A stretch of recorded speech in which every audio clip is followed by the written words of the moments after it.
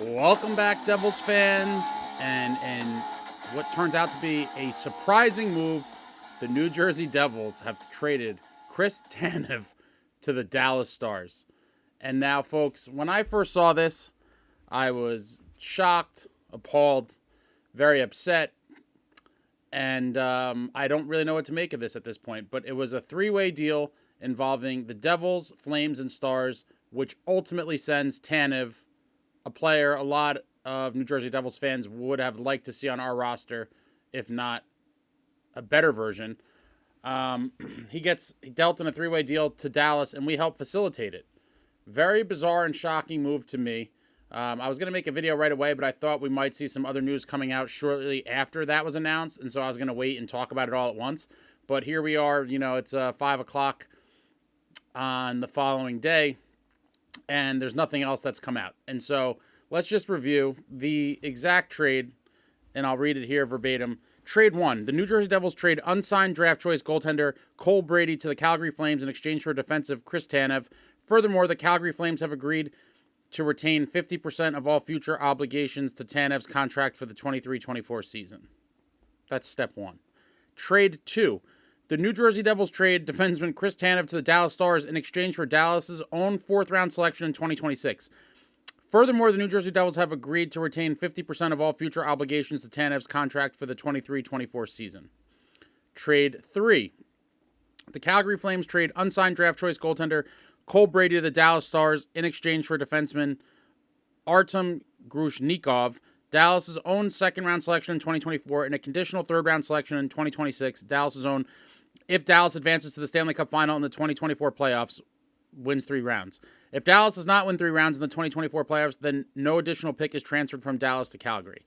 So, essentially, Fitzgerald ships off Cole Brady, a goaltender in so far down the depth chart, it doesn't matter anyway, an irrelevant goaltender in Cole Brady, and retains 50% of Tanev's salary for essentially a 4th-round pick. So we essentially used cap space to purchase a 4th-round pick.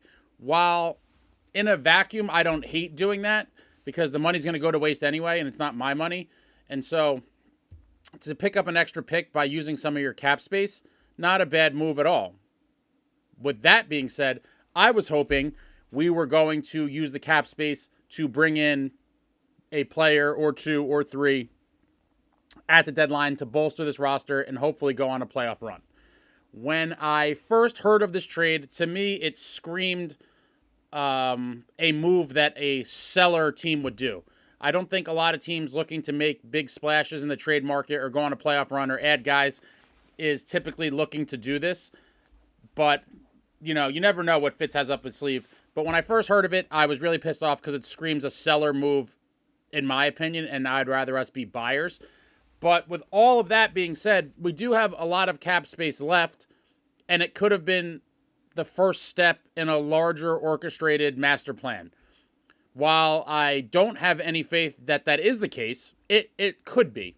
And so I started thinking, okay, well, maybe Calgary needed some assistance with retention on Tanev to be able to make other moves that they were possibly examining, and they didn't want to retain money on all these different guys they're looking to move. And so I thought maybe this could be a I scratch your back, you scratch mine situation where we retained on Tanev to help get him to Dallas, and then maybe Calgary be willing to retain on Markstrom and or Hanifin in a deal with the Devils that would directly benefit us. At this point, I don't have any faith that that is going to happen. There's reports out of Calgary that Craig Conroy is looking to hang on to Markstrom and is not going to deal him before the deadline. So wow, I mean, that's kind of a kick in the nuts. I was hoping that this was maybe the first step of the larger Markstrom and or, like I said, Hanifin coming to New Jersey.